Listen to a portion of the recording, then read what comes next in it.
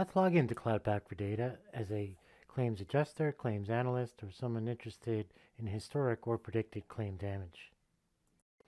In our project, Reducing Severe Weather Data, we have a number of data assets: customer claims, locations, and weather company hail data, and at the top, merged data that was a result of using Cloud Pack for Data that contains predictive insights.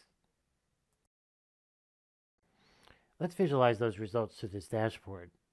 On the first tab of the dashboard are the merged results, where we see in Colorado, when there was 2 inches of hail, we had a significant amount of damage. There were a large number of claims in California. When filtering on those, we can see in the lower right which cities were affected the most and which customers should be addressed first, who were impacted the most from this passing storm.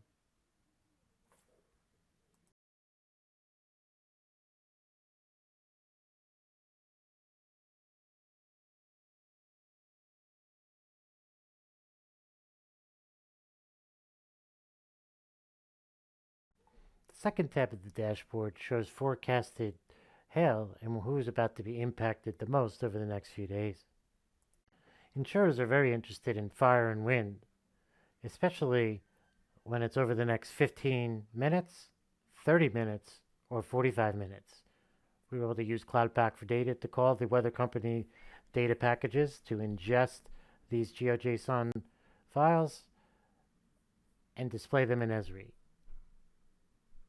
In agriculture, when insuring companies that have agriculture risk, they want to know where it's wetter or drier. Here, 7 months from now, drier in the northern hemisphere, but not so much in the south. Let's jump into the modeler flow to see how we combined and built our model. Let's drag in a data asset node and have it represent one of our data assets from our project.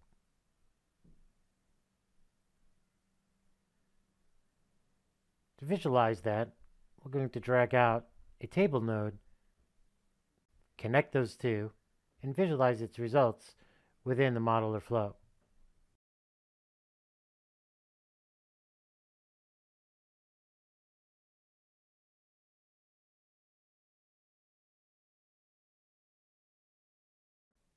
Let's delete these two nodes and continue. Here we see those 3 data assets I pointed out earlier merged together by customer ID.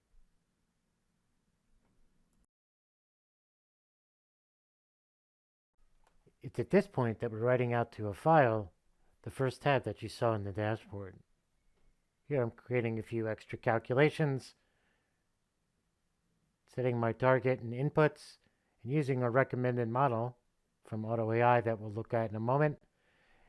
And when I filter and change some of the labels, we can see the results that represent the second tab of the dashboard, where I'm showing predicted claim amounts. Let's explore the model results a little closely by looking at its predictor importance and tree diagram. Hail inches is the leading indicator that impacts damage claim amount. These are the top decision rules determining damage claim amount, and a tree diagram showing where that exists. We can export this to SPSS Modeler or begin development in Modeler and bring it in to as a Modeler flow using an str file. Here inside Modeler, I'm actually looking at the GeoJSON file.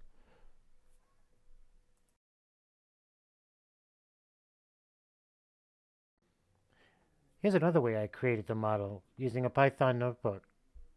In this case, using an extra trees regressor to do machine learning at the end in order to predict claim amounts. We're also publishing our results to the Watson machine learning service using its API.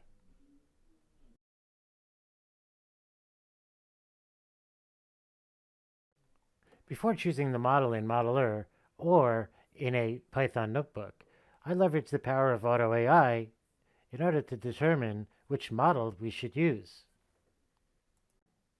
AutoAI runs our data through many models and determines which ones are the best fit by adding hyperparameterization and other parameters as well. Let's take a look at one of those models. In this case, we could see its model information and feature importance.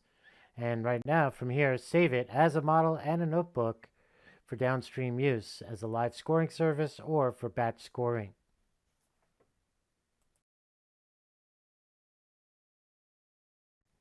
Let's next go ahead and deploy the model that came from AutoAI.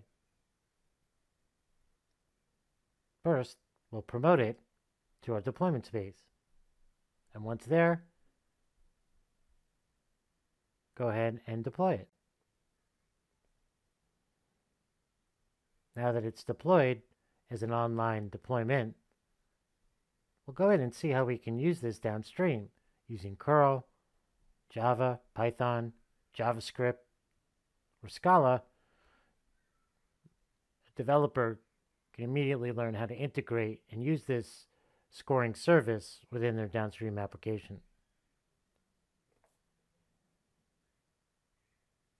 In a modeler flow, we can save our model from here as well.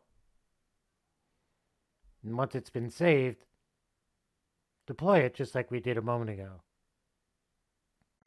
Let's go ahead and create an AutoAI experiment from scratch.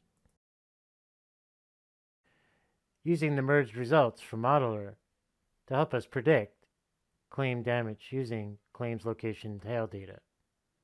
We'll first choose the column we want to predict, damage claim amount. Look at its experiment settings. Here we can adjust the training data split, which columns to include. It knows its regression because it's numeric, and choose the optimized metric of our choice, and view our runtime settings and save them. Let's go ahead and run that experiment. That'll take a little bit of time.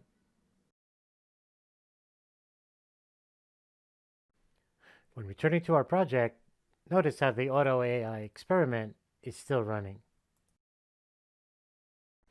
Let's take a look at the Python script that was used in order to populate the Esri map in the dashboard that showed fire and wind.